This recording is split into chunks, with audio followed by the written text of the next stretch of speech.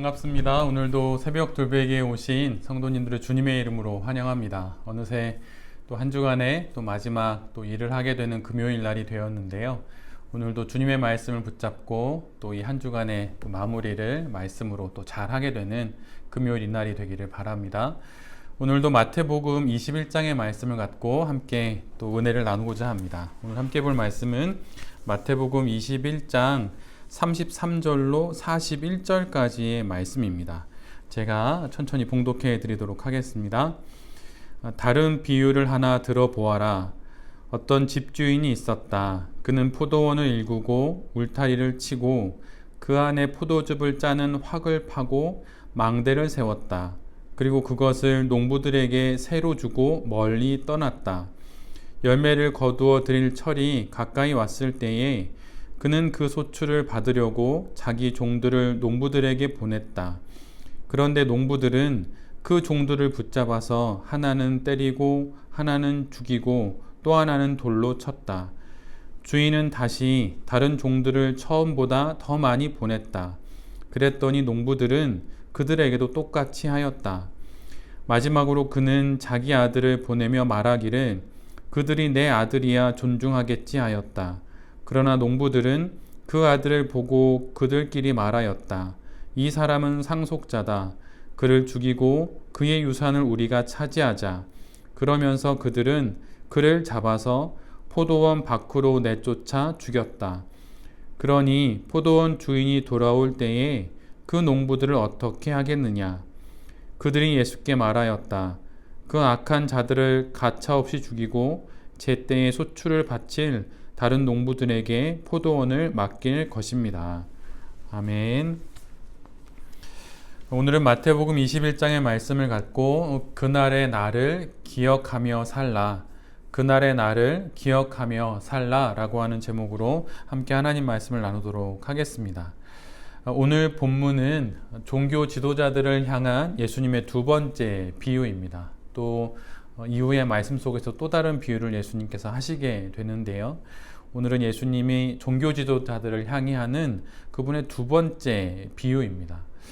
어제의 말씀에서 두 아들의 비유 가운데 예 가겠습니다 아버지 이렇게 말하고 실제로는 포도원에 가지 않았던 그 아들이 종교 지도자들과 같은 사람이라고 말씀을 드렸지요. 오늘 본문에서는 세를 내고 포도원을 경작하게 된 농부들이 바로 종교 지도자들에 해당이 됩니다. 한 포도원 주인이 있었습니다. 그는 포도원을 매우 정성스럽게 일구었어요. 얼마나 정성을 들였는지 오늘 본문을 읽어봐도 그가 포도원을 가꾸는 과정들을 하나하나 기록하고 있습니다. 그의 자신의 손으로 포도원을 일구고 울타리를 치고 포도원 안에 땅을 파서 포도즙을 짜는 틀을 파묻어 설치합니다. 그리고 그 포도원을 지키기 위해 망대까지 세우게 되지요. 말 그대로 정말 정성스럽게 포도원을 다 일구게 됩니다.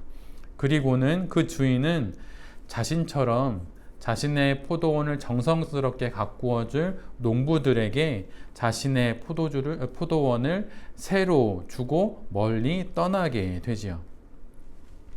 보통 포도를 거두어 들이는 데 있어서는 한 4, 5년의 시간이 걸린다고 합니다.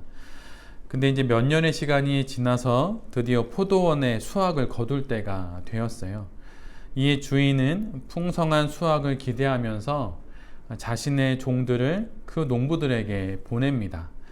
그런데 농부들은 그 주인의 종들을 붙잡아 때리고 심지어 죽이고 돌로 쳐요.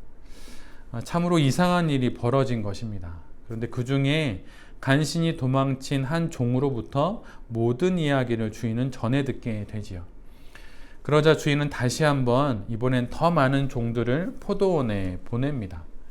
그러나 이번에도 농부들은 이전과 똑같이 종들을 때리고 또한 죽이고 돌로 쳤어요. 이에 포도원 주인은 마지막으로 자신의 아들을 보내며 그 아들만큼은 그 농부들이 존중하리라 생각을 합니다. 그러나 농부들은 포도원의 소출과 세를 내지 않는 것을 넘어서서 그 아들마저 죽여서 그의 유산인 포도원마저 차지할 결심을 하게 돼요. 그래서 그 아들을 포도원 밖으로 데리고 나가서 그를 죽이게 됩니다. 이렇게 비유를 쭉 말씀하신 예수님께서는 종교 지도자들에게 이렇게 물으세요. 포도원 주인이 돌아올 때에 그 주인이 어떻게 농부들에게 하겠느냐라고 말이죠.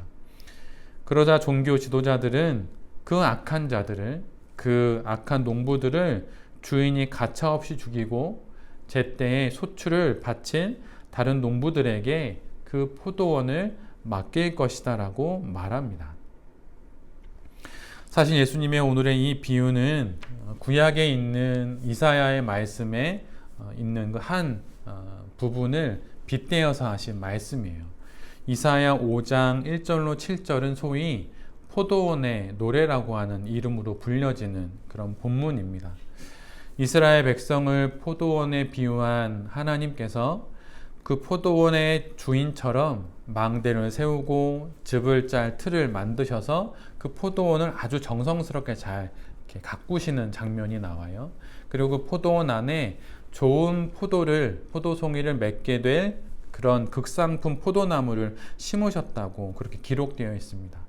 그런데 하나님의 이런 기대와는 달리 그 포도원은 들포도를 맺게 된다고 기록하고 있어요.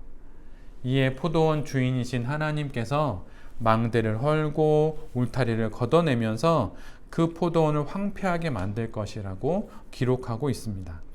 그런데 그 말씀의 마지막 구절인 이사야 5장 7절 상반절은 이렇게 명확하게 기록하고 있습니다. 개역 개정으로 읽어드리면 무릇 만군의 여호와의 포도원은 이스라엘 족속이요. 이사야의 이 말씀이 오늘 본문에 그대로 투영된 것이에요. 오늘 비유에서 포도원은 이스라엘 백성입니다. 그리고 포도원 주인은 하나님이시죠. 그리고 주인이신 하나님으로부터 포도원을 가꾸도록 책임을 맡은 농부들은 바로 이 이야기를 듣고 있는 종교 지도자들입니다. 그리고 주인이 보낸 종들은 하나님께서 보내신 이 땅을 향해 보내신 선지자들을 말하죠. 앞에 나왔던 세례 요한 같은 이들 말입니다. 그리고 마지막으로 보내신 아들은 바로 우리 구주 예수 그리스도를 뜻합니다. 종교 지도자들은 잠깐 그들의 인생 속에서 생명이 있는 동안 포도원, 즉 이스라엘을 잘 돌보는 역할을 맡은 것 뿐이에요. 그런데 그들은 그 역할을 넘어서서 포도원을 아예 독차지하려고 하죠. 그리고 그 욕망으로 인하여서 결국 주인의 아들이신 예수 그리스도마저 죽이게 됩니다. 포도원 밖으로 끌고 나가 죽인다고 하는 것은 이스라엘의 손이 아니라 로마의 손에 그 포도원 박해 세력에 의해서 죽임을 당하는 예수 그리스도의 모습을 바로 말하는 거예요. 오늘 본문을 읽다 보면 계속해서 주인이 소출을 요구할 때가 있다고 하는 그 때에 대한 이야기를 계속 우리로 하여금 주목하게 합니다. 그런데 그 때가 우리에게도 있어요. 하나님께서 우리에게 소출을 요구하실 때가 반드시 있습니다. 그때 우리가 거둔 소출이 극상품 포도송이가 된다면 얼마나 기쁠까요? 그리고 얼마나 기쁘게 하나님께서 그것을 받으시겠습니까? 그래서 우리 모두가 우리의 삶의 자리에 있어서 우리에게 맡기신 하나님께서 맡겨주신 그 삶과 일과 시간들을 신실히 살아가야 할 필요가 있어요. 우리가 신앙을 갖고 있다는 것은 그저 하루 또 하루 내 자신을 추스르며 사는 정도를 실은 넘어섭니다. 신앙이 물론 우리의 삶을 잘 지켜주고 또한 평안히 살게 하고 우리의 삶이 조금 더 하나님 안에서 화평을 누리고 또 평안히 살아가는 그 삶이 물론 신앙으로 우리에게 주어지는 것은 사실이지요. 그러나 그렇게 주어지는 그 신앙의 유익은 거기에서 끝나는 것으로 하나님께서 우리에게 주신 것이 아니에요. 그것을 넘어서는 부분이 분명 우리에게 있습니다.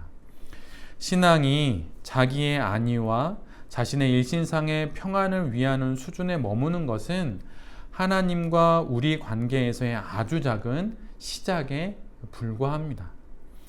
하나님은 우리와 더 깊은 곳으로 나아가서 우리와 함께 당신의 뜻을 펼치시기를 원하시고 계세요. 그것은 곧 이 땅이 하나님 나라 되게 하는 것입니다. 신앙은 소위 가시적이고 현재적인 하나님과 하나님 나라를 경험하는 거예요. 눈에 보이고 또 현재 이곳에 계신 하나님과 하나님 나라를 경험하는 것이죠. 그리고 나아가서는 그 하나님과 하나님의 그 나라를 세상에 전하는 것입니다. 우리의 신앙이 이렇게 앞으로 나아가야 해요. 그럴 때 실은 우리의 지금의 영적이고 심적이고 또한 육적인 많은 혼란들도 실은 돌파구를 찾게 됩니다. 배의 가장 앞머리에는 물거품이 없는 법이지요. 왜냐하면 파도를 헤치고 지나가기 때문입니다. 삶의 복잡한 일들과 어려운 혼란 속에 우리가 있는 것은 어쩌면 우리가 그 삶의 선두에 서지 않기 때문일 수 있어요. 달리 말하면 내 신앙의 선두에 서서 삶을 살아가고 있지 않기 때문일 수 있습니다. 선두에 서서 살아가면 힘들 수는 있지만 그 앞에는 물거품은 없어요. 모든 것들이 그 뒤로 다 흘러가기 때문입니다. 나의 신앙이 하나님 앞에서 평안을 누리는 것을 넘어서서 하나님의 뜻을 이루고 하나님의 때에 하나님께서 요구하시는 소출을 드릴 수 있는 그 지점으로까지 나아갈 수 있게 되기를 간절히 바랍니다. 오늘 우리가 함께 읽진 않았지만 오늘 본문 후반부에는 우리가 잘 알고 있는 건축자의 버려진 돌에 관한 말씀이 나옵니다. 당연히 그 돌은 예수 그리스도를 의미하죠. 그런데 그 돌이 예수 그리스도를 의미한다고 하는 이것이 어떤 근거들이 있냐면 여러 근거들이 있지만 한 가지 예를 들자면 히브리어로 돌을 뜻하는 단어와 또한 아들을 뜻하는 단어가 그 발음이 매우 유사합니다. 그래서 소위 성경을 이해하는 그 용어 중에 언어 유희, 워드 플레이 이런 말이 있는데 즉 그 돌이 아들을 의미하는 거예요. 그래서 마태가 특별히 그 포도원의 비유 다음에 또한 이 버려진 돌의 이야기를 하는 이유는 그 버려진 농부들의 손에 의해서 버려진 아들이 바로 이렇게 버려진 돌과 같은 것이고 바로 이 버려진 돌과 같은 그 존재가 바로 예수 그리스도라고 하는 것을 바로 말하기 위함이에요. 그런데 그렇게 버려진 돌이 버려진 아들이 종교 지도자들에 의해서 죽임당하신 예수 그리스도가 성벽 모퉁이의 가장 중요한 역할을 하는 머릿돌이 됩니다. 그리고 건물 입구의 아치의 중앙에 놓이게 되는 돌을 이렇게 아치형으로 쌓게 되는데 그 아치의 가장 윗부분 중앙에 이렇게 들어가게 되는 그런 갓돌, 그걸 갓돌이라고 하는데 그런 갓돌이 되는 것이 바로 예수 그리스도라고 하는 거예요. 버려진 돌이 죽임당하신 주님이 가장 중요한 돌이 됩니다. 이것을 주님께서 하시는 거예요. 종교 지도자들에게 맡겨진 사명은 이제 열매 맺는 다른 이들에게 넘겨지게 될 것입니다. 바로 우리들에게 그 책임이 넘어오게 된 것이죠. 오늘 하루 우리에게 주어진 또 하루의 삶을 살면서 어제와 같은 오늘이 아니라 포도원의 주인이신 하나님께서 내게 소출을 기대하심을 알고 힘내어서 책임있게 잘 살아가는 우리 모두가 될 수 있기를 간절히 기도드립니다. 아멘. 제가 기도하도록 하겠습니다. 주님, 우리에게 맡기신 하나님의 일이 있고 그 일에 대한 책임이 우리에게 있습니다. 내 자신을 추스르며 사는 것을 넘어 뱃머리에 선 선원처럼 그렇게 가장 선두에서 하나님과 하나님 나라를 위해 이 하루도 살아가게 하여 주시옵소서. 역사를 보는 긴 안목과 시간을 보는 영원의 시력과 하나님의 통치를 보는 담대한 마음으로 이 하루도 잘 살아가게 하여 주시옵소서. 이 모든 말씀 우리 주 예수 그리스도의 이름으로 기도드립니다. 아멘.